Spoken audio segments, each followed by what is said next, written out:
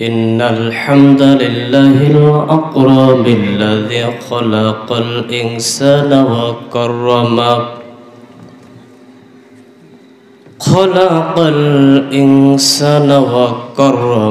وعلمه من البيان ما لم يعلم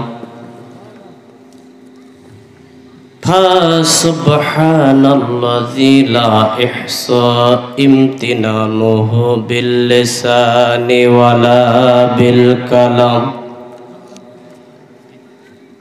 ونشهد أن لا إله إلا الله وحده لا شريك له ونشهد أن لا إله إلا الله وحده لا شريك له ونشهد أن سيدنا ومولانا محمدا عبده ورسوله الذي أرسله بالحق بشيرا ونذيرا وداعيا إلى الله بإذنه وسراجا منيرا فقد قال الله تعالى في كلامه المجيد والبرهان التوحيد أعوذ بالله من الشيطان الرجيم আপনার microphone disturb করছে বিসমিল্লাহির রহমানির রহিম ওয়া কাইফা তাকফুরুনা ওয়া আনতুম তুতলা আলাইকুম আয়াত وأنتم تتلى عليكم آيات الله وفيكم رسوله ومن يعتصم بالله فقد هدي إلى صراط مستقيم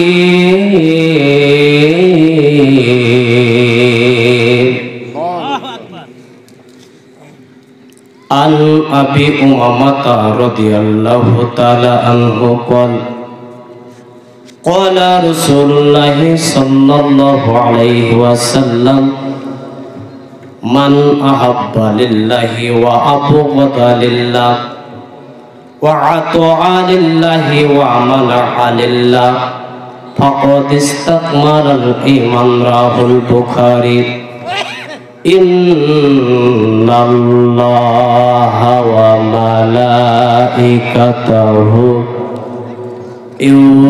يصلون على النبي يا أيها الذين آمنوا صلوا عليه وسلموا تسليما যারা পারেন তারা আমার সঙ্গে দুরূদ ইব্রাহিম পড়েন আল্লাহুম্মা সাল্লি আলা মুহাম্মাদিন ওয়া আলা আলি মুহাম্মাদিন কামা সাল্লাইতা আলা ইব্রাহিম وعلى آل إبراهيم إنك حميد مجيد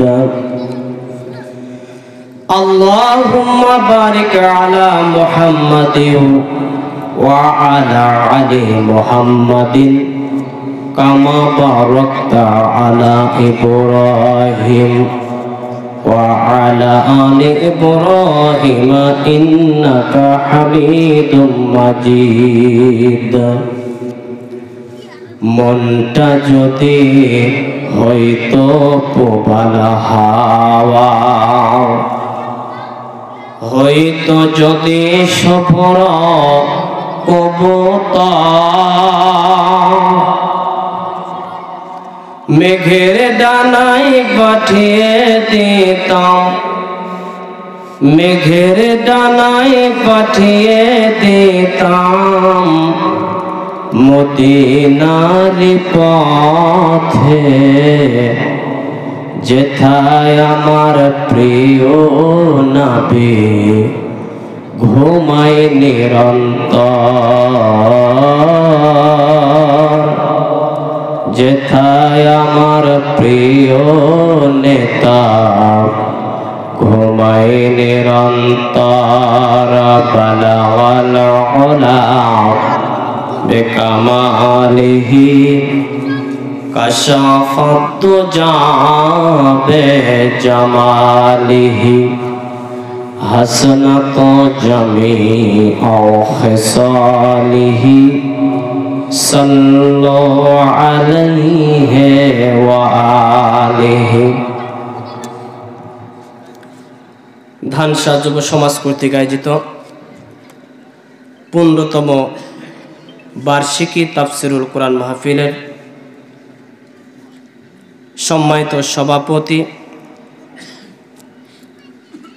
জনাব আলহাজ মোহাম্মদ শামসুদ্দিন মন্ডল সাহেব, সকলেই দোয়া করে দেন দাম্মাত বারাকাত ফি হায়াতি, সকলে বলে আল্লাহুম্মা আমিন।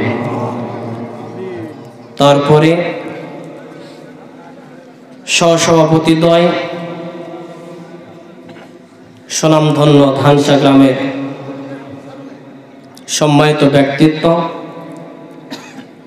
জনাব আলহাজ আজিজুল ইসলাম ও জনাব মোহাম্মদ আফাজউদ্দিন সাহেব, মাদ্দাজিল্লুহুল আলী দাম্মাত বারাকাত ফি হায়াতি, বলে আল্লাহুম্মা আমিন।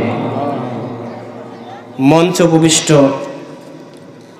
অনেক গুণীজন, আমার সামনে বসা দিনদার পরেশগার মুত্তাকি মুসলমান ভাইয়েরা, স্নেহের কচিকাচারা, পদ্মানিসীন আবেদা সালেহা, সুশিক্ষিতা সম্মানিতা আমার মা ও বোনেরা, সকলের প্রতি আমার আবারও সালাম, আসসালামু আলাইকুম ওয়া রাহমাতুল্লাহ। আমার আলোচনার শুরুতে আমি আপনাদেরকে কয়েকটি কথা বলতে চাই। যিনি উপস্থাপন করলেন আজকের মাহফিলের উপস্থাপক আমার শ্রদ্ধেয় স্যার কারি মাওলানা মোহাম্মদ আব্দুল মতিন সাহেব, উনি আমার সরাসরি উস্তাদ, যার কাছে 2টি হরফ শিক্ষা গ্রহণ করে আল্লাহ রাব্বুল আলামিন আজকে আপনাদের সম্মুখে কথা বলার সুযোগ করে দিয়েছেন। এই জন্য স্যারের সুস্বাস্থ্য ও দীর্ঘায়ু কামনা করে মহান রবের দয়া এবং স্যারের দোয়া নিয়ে আমি আলোচনা শুরু করতে চাই, যাতে করে সে মহান গরিয়ান সর্বশক্তিমান আল্লাহ সুবহানাহু ওয়া তাআলা আমাকে কিছু কথা আপনাদের সম্মুখে বলার তৌফিক দান করেন। আপনারা সকলে আমার জন্য একটু দোয়া করে দেন, সকলেই বলি আল্লাহুম্মা আমিন। সম্মানিত উপস্থিতি,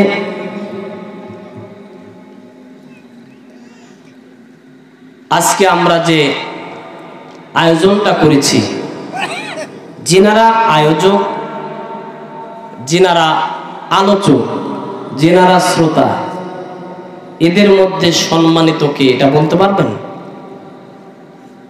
এটা বলা যাবে না। আজকের মাহফিলে আমি বক্তা হয়েছি বলে আল্লাহ পাক আমাকে কবুল করবে, এটা কিন্তু কথা নয়। এটা কি কথা?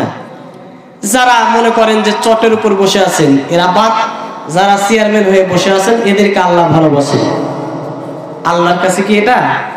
হ্যাঁ, আল্লাহ বললেন ইন্না আকরামাকুম ইনদাল্লাহি আতকাকুম, আল্লাহর কাছে সম্মানিত ওই ব্যক্তি যার মধ্যে তাকওয়া আছে। সুবহানাল্লাহ বলেন।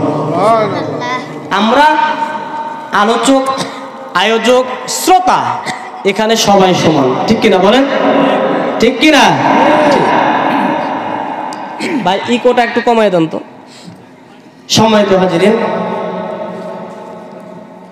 আমি আলোচনাতে বেশি সময় নেব না, অল্প সামান্য একটু জাস্ট পাবলিককে একটু গুছিয়ে নিব। আমাদের মূল আলোচক সুদূর রংপুর থেকে আগত প্রাণের সংগঠন বাংলাদেশ মাজলিসুল মুফাসসিরিনের সম্মানিত কেন্দ্রীয় মহাসচিব আলহাজ অধ্যাপক মাওলানা নুরুল আমিন সাহেব, উনি উপস্থিত আপনাদের সম্মুখে সুন্দর আলোচনা করবেন। জাস্ট আমি শুধু একটু আপনাদেরকে গুছিয়ে নিচ্ছি। তো আমি আপনাদের সম্মুখে কালামে পাক 3 নম্বর সূরা, সূরা ইমরান, এখান থেকে একটি মাত্র আয়াতে কারিমা তেলাওয়াত করেছি। আয়াত নম্বর হচ্ছে 101। কত নম্বর আয়াত? 101। এখান থেকে আমি সংক্ষিপ্ত কিছু কথা বলবো, আপনারা যে আমাকে একটু সহযোগিতা করেন, করতে পারবেন তো ইনশাআল্লাহ? আল্লাহ রাব্বুল আলামিন বলছেন বিসমিল্লাহির রহমানির রহিম। আল্লাহ পাক বলছেন ওয়া কাইফা তাকফুরুনা, আল্লাহ বলছেন যে তোমরা কিভাবে অস্বীকার করবে, কিভাবে তোমরা অস্বীকার করবে, কুফরি করবে, অথচ তোমাদের সম্মুখে কুরআনুল কারীমের আয়াত আল্লাহ পাক এবং তার রাসূলের আয়াতগুলো তেলাওয়াত করা হয়েছে। আল্লাহ পাক বলছেন ওমাই ইয়াতাসিম বিল্লাহ ফাকাদ হুদিয়া ইলা সিরাতিম মুস্তাকিম। আল্লাহ পাক বলছেন যে যারা আমার বিধানটা মেনে নেবে, অস্বীকার করবে না, আল্লাহ এবং রাসূলের পেশকৃত নাজিলকৃত বাণীগুলোকে মেনে নেবে, আমার বিধানটাকে মানবে, ফাকাদ হুদিয়া ইলা সিরাতিম মুস্তাকিম, আল্লাহ রাব্বুল আলামিন তাদেরকে সহজ সোজা পথ দেখাবেন। আমরা সকলেই তো সোজা পথের যাত্রী হতে চাই, নাকি বলেন? যাত্রী হতে চাই না? চাই। আমার আজকের আলোচনার বিষয় হচ্ছে কোরআনুল কারীমই হচ্ছে আমাদের জীবন বিধান সঠিক পথ দেখানোর মাধ্যম। আলোচ্য বিষয় মনে থাকবে, কোরআনুল কারীম হচ্ছে আমাদের সকল প্রকার সমস্যা সমাধানের, অর্থাৎ সোজা পথ দেখানোর একটা মাধ্যম। আচ্ছা, এই যে কোরআন, এই কোরআন কি একক কোনো গোষ্ঠীর? এই কোরআন আওয়ামী লীগ, বিএনপি, জাতীয় পার্টি, জামাত ইসলামী, জাসদ, বাসদ, খানপুরি, জোনপুরি, তাবলিগ সকলের জন্য আল্লাহ পাক যে কিতাবটা দিয়েছেন তার নাম কি? কোরআন। এটা হচ্ছে মোকাম্মাল লিজামে হায়া। এই কালামের মধ্যে এমন কোনো বিষয় বাকি নাই যেই বিষয়টা আল্লাহ রাব্বুল আলামিন খুলে খুলে মানব জাতির জন্য বর্ণনা করেন নাই। এই কোরআনের মধ্যে আপনি যেটা শুনবেন, যেটা খুঁজবেন, এই কোরআনুল কারীম সেটারই সমাধান দিয়ে দিবে। সুবহানাল্লাহ বলেন। আমার ভাইরা, এই কোরআনুল কারীমকে যদি আপনি প্রশ্ন করেন, কোন একটা বিষয় যদি আমরা প্রশ্ন করি, কোরআন উত্তর দিতে সক্ষম কিনা? সক্ষম। পৃথিবীর মধ্যে অনেক আমরা ধর্মগ্রন্থ, অনেক হাবিজাবি ইত্যাদি বই পেয়েছি, দেখেছি। অনেকেই বিভিন্ন রকম বই পুস্তকগুলো পড়ি, বইয়ের শুরুতে লেখকের কিছু কথা থাকে না? লেখক সাহেব বলে কি যে যদি আমার লেখনের মধ্যে কোনো ভুল থাকে পরবর্তী সংস্করণে এটাকে সংশোধন করা হবে।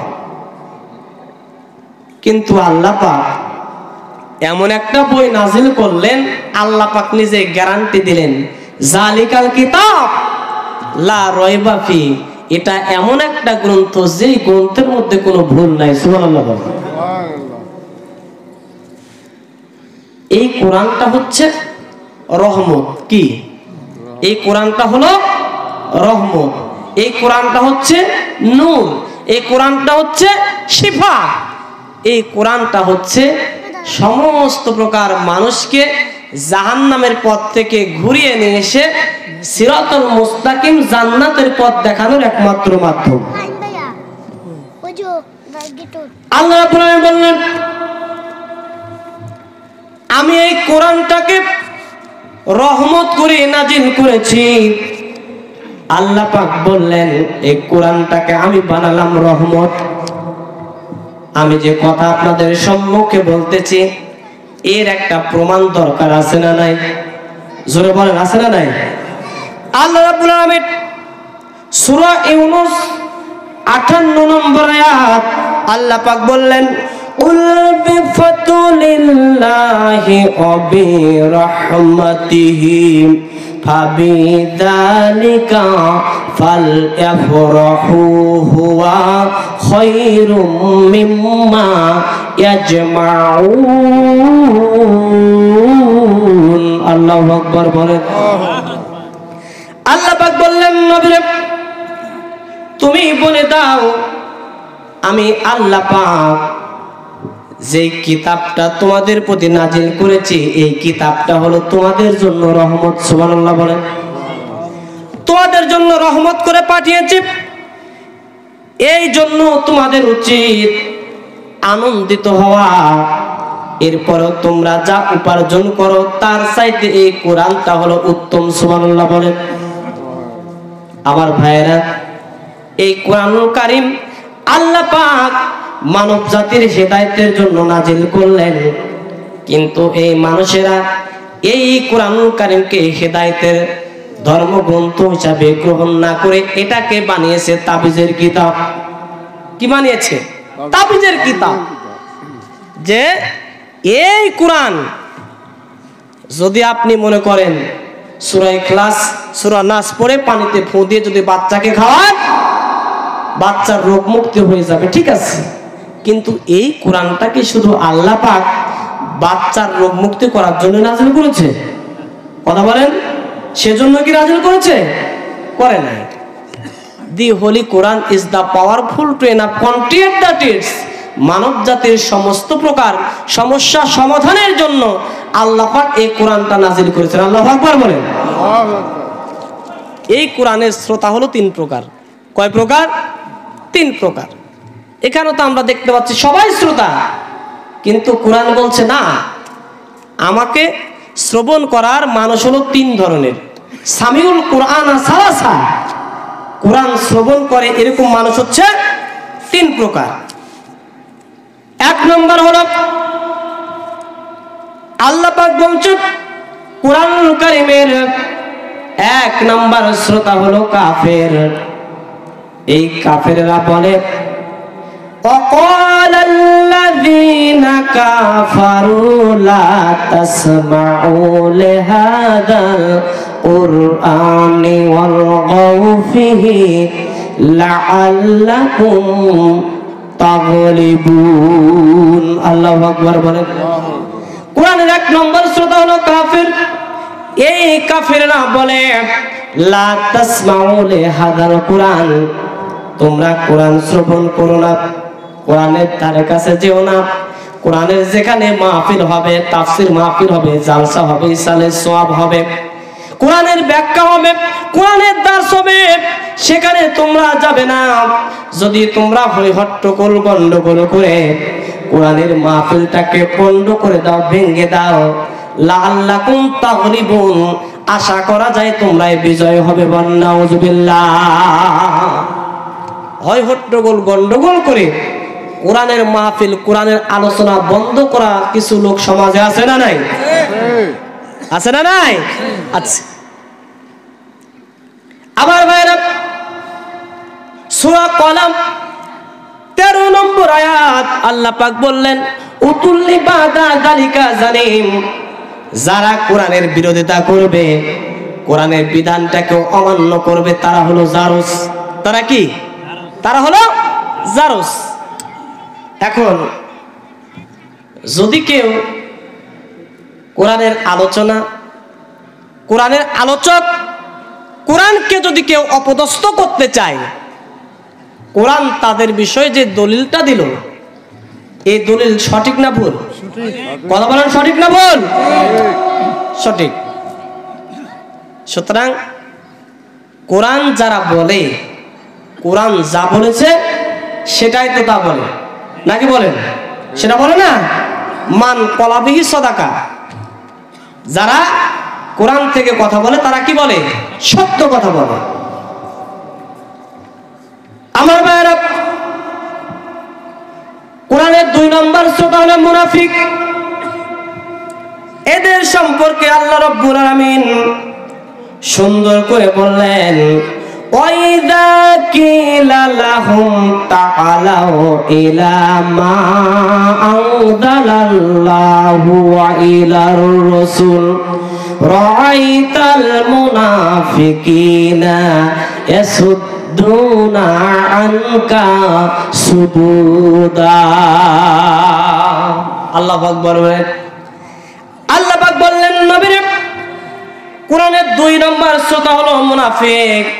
ও নবী, যখন কোনো মানুষকে তুমি কোরআনের দিকে ডাকবে, বলবে ভাই সকল ধর্মকে বাদ দিয়ে কোরআনের ধর্মটা মেনে নাও, এখন তুমি নামাজের দিকে আসো, ইসলামের দিকে আসো, কোরআনটাকে মেনে নাও, ইসলামটাকে মেনে নাও, ও নবী দেখতে পাবে যারা মুনাফিক তারা উল্টো দিকে মাথা ঘুরিয়ে, ঘাড় ঘুরিয়ে তোমার কথা শোনা বাদ দিয়ে তারা উল্টো দিকে দৌড়ে দিবে। ও নবী, তুমি চিন্তা করো না, এরা হলো সলেট মুনাফিক। এরকম লোক আছে না? না? আচ্ছা, আমার ভাইয়েরা, বর্তমানে আপনি যখন কোরআনের আলোচনা করতে যাবেন, যদি আলোচনাটা তার বিপরীতে চলে যায়, বলেন তো বাংলাদেশে এরকম নজির আছে না নাই যে স্টেজে বক্তার গায়ে হাত তুলে? এরকম নজির আছে না নাই? তারা কি? শুধু তাই নয়, এই তো গত কয়েকদিন আগে কোরআনের পাখি, যিনি আমাদের আইডল ডক্টর মিজানুর রহমান আজহারি, যখন আলোচনা, বেশি তো না, মাত্র 3টা মাহফিল করেছে, এরই মধ্যে এক জাতীয় ভণ্ড সাদিকুর রহমান সে চ্যালেঞ্জ করলো আজ যে মিজানুর রহমান আজহারির কাল্লা যে কেটে নিয়ে আসতে পারবে তাকে 10 লক্ষ টাকা পুরস্কার দেওয়া হবে। ঠিক কিনা বলেন? বলেছে কিনা? বলেছে। আচ্ছা বলেন তো, এই লোকটার মাথায় কি দাড়ি ছিল না? মাথায় কি টুপি ছিল না? মুখে কি দাড়ি ছিল না? ছিল কি না? পরনে কি জুব্বা ছিল না? আপনি কি একে কি বলবেন? আর কি বলবেন? মুনাফিক। একটা দৃষ্টান্ত নেন। 2 ভাই জমিতে গেছে, জমিতে যাওয়ার পরে জমি থেকে কিছু এই যে ডুবা নালাতে যে পানিগুলো থাকে, দেখতেছে যে পানিতে অনেকগুলো মাছ, মাগুরের মাছ কিলবিল করছে, মাগুরের ছোট ছোট বাচ্চা। 2 ভাই মিলে ওই পানিটা শেষে মাগুর মাছের পোনাগুলো বাড়িতে নিয়ে এসেছে। এখন মাকে বলছে যে মা, এই যে দেখো মাগুরের মাছ নিয়ে এসেছি। মা ওই মাছটা দেখার পরে 2 ভাইকে আচ্ছা মতো পিটাইছে যে তোরা জমিতে গেছিলি এই করতে, এগুলো কি মাগুর মাছ? বাপকে বিচার, যাব্বা মাগুরের মাছ নিয়ে আসলাম, তারপরও মা ধরে মারে। বাপ বলছে কই দেখি। বাপ দেখে যে এগুলো মাগুরের মাছ কি হবে? মাগুরের মাছ নয়, ব্যাঙের পোনা, যেগুলো দেখতে কি মাগুরের মাছের মতো। তো বাপ বলছে যে তোদেরকে আরো 4টা মারা উচিত ছিল। কেন? তো বলছে তোরা যেগুলো নিয়ে এসেছিস এগুলো তো মাগুর মাছ না, এগুলো হচ্ছে ব্যাঙ্গের পোনা ব্যাঙ্গাসি। ব্যাঙ্গের পোনা ব্যাঙ্গাসি মাগুরের মাছের মতো দেখলে যেমন মাগুর মাছ হয় না, অনুরূপ ভাবে টুপিদারি পাঞ্জাবি থাকার পরেও ইসলামের বিরোধিতা করলে তাদেরকে মুসলমান বলা যায় না, তারা হলো মুনাফিক। ঠিক না? সুতরাং আমাদেরকে মুনাফিক হলে চলবে না, হতে হবে কি মুসলমান, ইমানদার হতে হবে। কোরআনের 3 নম্বর সূরা হলো মুমিন। এই মুমিনদের সম্পর্কে আল্লাহ পাক কোরআনুল কারীম সূরা আনফাল 2 নম্বর আয়াত আল্লাহ পাক বলছেন, ইন্নামাল মুমিনুনাল্লাযীনা ইযা যুকিরাল্লাহু ওয়াজিলাত কুলুবুহুম ওয়া ইযা তুলিয়াত আলাইহিম আয়াতুহু জাদাতুহুম ঈমানাও ওয়া আলা রাব্বিহিম ইয়াতাওয়াক্কালুন। আল্লাহু আকবার বলেন। আল্লাহ পাক বলছেন কোরআনের 3 নম্বর সূরা হলো মুমিন।